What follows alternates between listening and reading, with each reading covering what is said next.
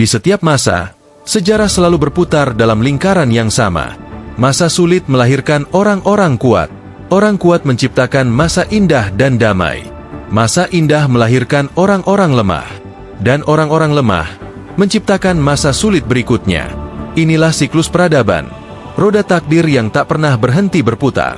Dari padang gersang Anatolia hingga istana megah Istanbul, kisah ini menjadi saksi bagaimana iman, kekuasaan, dan waktu bersekutu membentuk sejarah umat manusia. Selamat datang di channel Om Brimo si Pendongeng, tempat di mana sejarah bukan sekadar dihafal, tapi dihidupkan.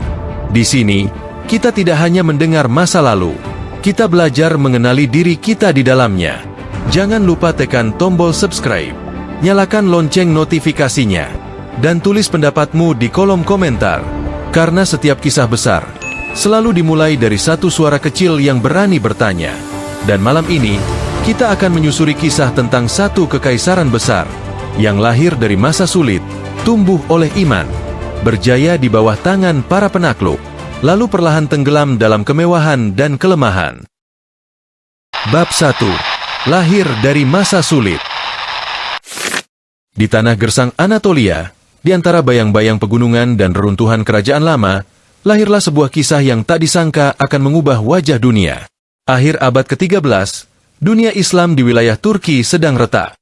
Kekaisaran Seljuk yang dulu berjaya kini tinggal abu. Serangan bangsa Mongol menghancurkan kota-kota, membunuh pemimpin, dan memecah belah umat. Suku-suku Turki Oghuz yang dulu setia di bawah Panji Seljuk kini terombang-ambing, hidup berpindah-pindah, berperang demi bertahan hidup. Dari masa sulit inilah, satu suku kecil bangkit. Suku Kai, tak besar, tak kaya, hanya dikenal karena keberanian mereka. Di antara mereka, lahirlah seorang pemimpin yang tak pernah mengejar tahta, hanya kebenaran dan kehormatan, Ertuğrul B. Ertuğrul bukan kaisar, bukan sultan, bukan orang besar. Ia hanya kepala kabilah yang hidup di masa penuh bahaya. Namun masa sulit punya cara aneh membentuk manusia. Mereka yang dikepung penderitaan justru menemukan keteguhan yang tak dimiliki orang-orang yang hidup nyaman. Ertuğrul memimpin kaumnya dengan iman dan keberanian. Ia menolong pasukan Seljuk yang kalah, tanpa pamrih. Dan dari tindakan sederhana itu, Allah menulis takdir baru.